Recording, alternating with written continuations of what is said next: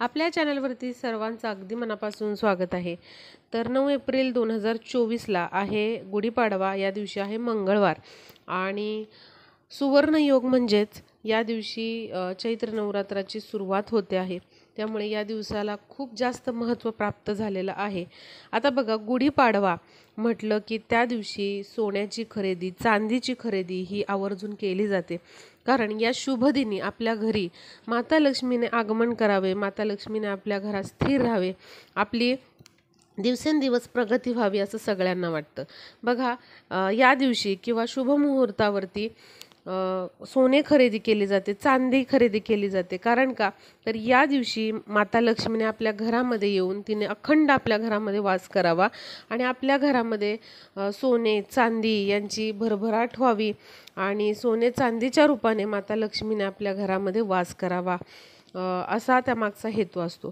तर बघा, काही ज्या वस्तू असतात ना, त्या या सोने चांदीपेक्षा देखील मौल्यवान असतात आणि या वस्तू आपल्या घरामध्ये अशा शुभ मुहूर्तावरती आणल्या तर त्याचा आपल्याला दुपटीने तिपटीने फायदा होत असतो। कारण बघा, काही वस्तू ज्या असतात त्या सोन्या चांदीपेक्षाही खूप मौल्यवान असतात आणि त्या घरामध्ये अशा शुभ दिनी आणणं खूप आणि खूप लाभदायक असतं आणि ते खूप शुभ असतं। तर आपण अशीच एक वस्तू आज बघणार आहोत। ती कुठली आहे, तुम्हाला काय करायचं आहे ती वस्तू आणि कुठे ठेवायची आहे घरामध्ये, ते आपण बघणार आहोत। तर बघा, गुढीपाडवा आलेला आहे मंगळवारी 9 एप्रिलला।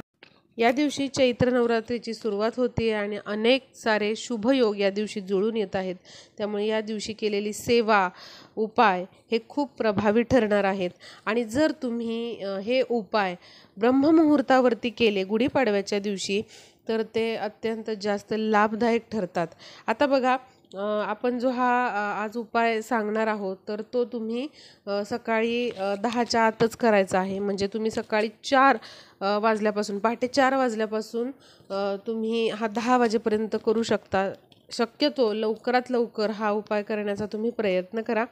बघा, गुढीपाडव्याच्या दिवशी आपण सर्वजण घरासमोर गुढी उभारत असतो। गुढी उभारणं हे अत्यंत शुभ आहे, ते यशाचं प्रतीक आहे, ते मांगल्याचं प्रतीक आहे, सुख समृद्धी भरभराट येण्याचं ते प्रतीक आहे। त्यामुळे आपल्या घरासमोर सर्वांनी गुढी ही उभारली पाहिजे आणि वर्षभर आपल्या घरामध्ये माता लक्ष्मीने स्थिर राहावे, आपल्या घरामध्ये माता लक्ष्मीने अखंड वास करावा, यासाठी आपण प्रार्थना करायची आहे। त्याचबरोबर आपल्या घरामध्ये आरोग्य, सुख समृद्धी भरभराट राहावी यासाठी देखील आपल्याला इथे प्रार्थना करायची असते। तर बघा, या दिवशी आपल्याला एक वस्तू आणायची आहे। आता समजा तुम्हाला गुढीपाडव्याच्या दिवशी ही वस्तू आणणं शक्य नसेल तर तुम्ही गुढीपाडव्याच्या आधी देखील ही वस्तू आणून ठेवू शकता। तर ती वस्तू आहे कमळाचं बी। तर बघा, जर तुम्हाला ताजं असं कमळाचं बी मिळालं फुलवाल्यांकडे तर तुम्ही अवश्य ते आदल्या दिवशी आणून ठेवा। कारण कमळाचं जे बी आहे ते माता लक्ष्मीला अत्यंत प्रिय आहे। म्हणजे कमळ जे आहे तेच माता लक्ष्मीला अत्यंत प्रिय असतं आणि असं हे जे बी आहे ते आपल्याला घरामध्ये आणायचं आहे। फुलवाल्यांकडे तुम्हाला मिळून जाईल किंवा तुम्ही थोडंसं शोधा, इकडे तिकडे चौकशी करा, तुम्हाला हे कमळाचं बी मिळून जाईल। आता समजा तुम्हाला ताजं कमळाचं बी नाही मिळालं तर काय करायचं, जे कमळगट्ट्याचं बी असतं कुठल्याही धार्मिक दुकानामध्ये ते तुम्हाला आरामशीर मिळून जाईल। तर ते तुम्हाला एक असं बी आणायचं आहे। शक्यतो ताजं कमळाचं बी जे असतं ओलं असतं तर तेच आणा तुम्ही। जर नाहीच मिळालं तर तुम्ही कमळगट्ट्याचं बी देखील यासाठी वापरू शकता। तर हे तुम्हाला आणून ठेवायचं आहे किंवा तुम्ही गुढीपाडव्याच्या दिवशी देखील हे कमळगट्ट्याचं बी किंवा कमळाचं बी आणू शकता। जेव्हा तुम्हाला मिळेल तेव्हा तुम्ही ते घरात घेऊन या। आता गुढीपाडव्या दिवशी काय करायचं आहे, आपल्याला सकाळी लवकर उठायचं आहे आणि गुढी उभारल्यानंतर तुम्हाला हा उपाय करायचा। हा उपाय करण्यासाठी तुम्हाला देवघरासमोर बसायचं आहे। अर्थातच आपण त्या दिवशी लवकरच देवपूजा केलेली असणार, त्यामुळे देवघरातला जो दिवा आहे तो आपण प्रज्वलित केलेला असणार किंवा केलेला नसेल तर तो आधी प्रज्वलित करून घ्या, धूप दीप लावून घ्यायचा आहे। त्यानंतर तुम्हाला काय करायचं आहे, हे कमळगट्ट्याचं बी जे आहे किंवा कमळाचं बी जे आहे ते एका ताम्हणामध्ये ठेवायचं आहे। त्यावरती तुम्हाला पाण्याने दुधाने किंवा पंचामृताने अभिषेक करायचा आहे, पुन्हा पाण्याने अभिषेक करायचा आहे. ते स्वच्छ कोरडं करून घ्यायचं आहे. आता काय करायचं, दुसरं एक ताम्हण घ्यायचं आहे किंवा एखादं तुम्ही ताट घ्या. त्यावरती तुम्हाला कुंकवाने स्वस्तिक काढायचं आहे. स्वस्तिक काढत असताना 4 बिंदू द्यायला विसरायचं नाही आणि बाजूला 2 रेषा ज्या असतात त्या काढायच्याच आहेत. कारण स्वस्तिकची जी ऊर्जा असते ती नियंत्रित करण्यासाठी आपण या 2 रेषा ओढत असतो.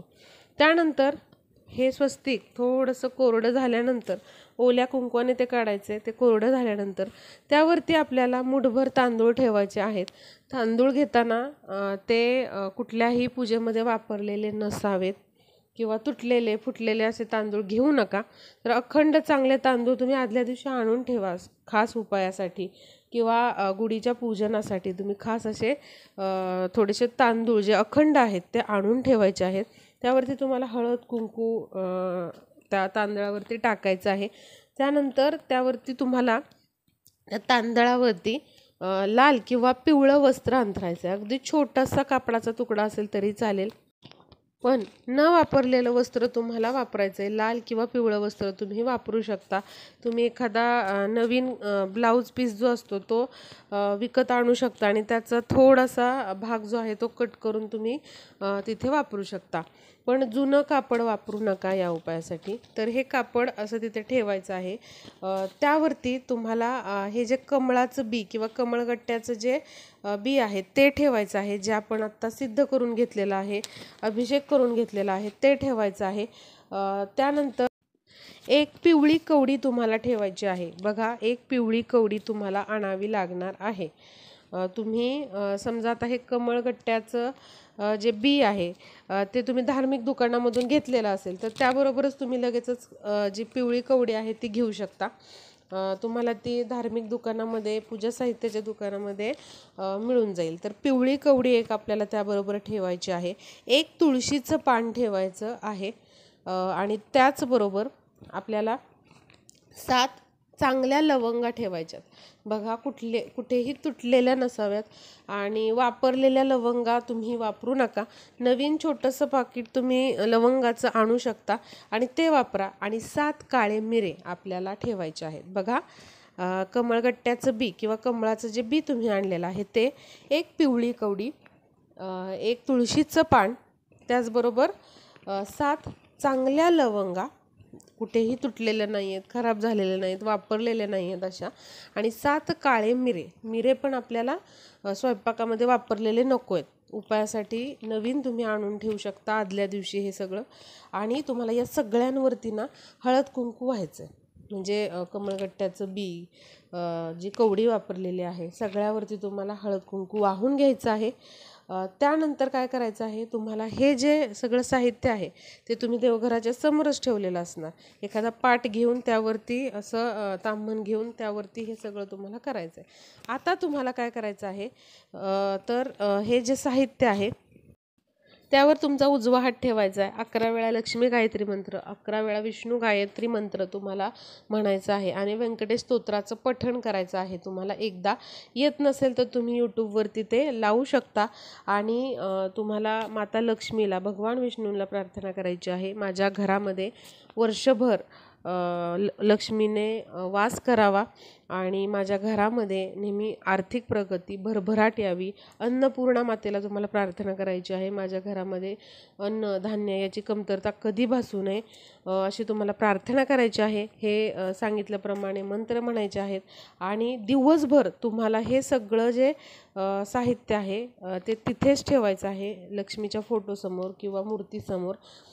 आणि त्यानंतर तुम्हाला संध्याकाळी लक्ष्मी येण्याच्या वेळेला म्हणजे 6:30 ते 7 या वेळेमध्ये त्याची पोटली बांधायची आहे या सर्व साहित्याची. आणि तुमच्या मुख्य प्रवेशद्वाराच्या आतल्या बाजूला तुम्हाला ही जी पोटली आहे ती बांधायची आहे. उजव्या साईडला बांधा किंवा डाव्या साईडला बांधा. असं केल्याने तुमच्या घरामध्ये माता लक्ष्मी अखंड वास करते आणि तुमच्या घराकडे माता लक्ष्मी खेचली जाते. पैशाचा ओघ जो आहे तो वाढू लागतो. तुमच्या घराकडे कुठल्या ना कुठल्या प्रकारे पैसा टिकून राहतो, तो वाया जात नाही किंवा वायफळ खर्च होत नाही किंवा अर्थार्जनाचे मार्ग वाढतात, अडकलेले पैसे पुन्हा मिळतात. वर्षभर आपल्याला ही पोटली तशीच ठेवायची आहे आणि पुढच्या गुढीपाडव्याला ही आधीची पोटली विसर्जन करून तुम्ही पुन्हा नवीन पोटली बनवू शकता. कारण बघा, लक्ष्मीला अतिशय प्रिय असणारे कमळगट्ट्याचे बी, पिवळी कवडी, त्याचबरोबर लवंगा आपण इथे वापरत आहोत. तुळशीचं पान म्हणजेच लक्ष्मीचं प्रतीक आहे, ते आपण वापरत आहोत. यामुळे माता लक्ष्मी आपल्या घराकडे आकर्षित होते आणि आपल्या घरामध्ये अखंड वास करते. भगवान विष्णूंचा आपल्या घरावरती कृपा आशीर्वाद राहतो. आणि काळे मिरे जे वापरलेत यामुळे आपल्या घराला किंवा आपल्या लक्ष्मीला कोणाची नजर बाधा होत नाही आणि कुठेच आपला आर्थिक लॉस किंवा नुकसान होत नाही. त्यामुळे सर्वांनी हा उपाय गुढीपाडव्याच्या दिवशी करा. स्त्री, पुरुष, अविवाहित महिला, विधवा महिला देखील हा उपाय करू शकता. फक्त सूतक किंवा पिरियड्समध्ये हा उपाय तुम्ही करू शकत नाही. व्हिडिओला जास्तीत जास्त शेअर करा म्हणजे सर्वजण हा उपाय गुढीपाडव्या दिवशी करू शकतील.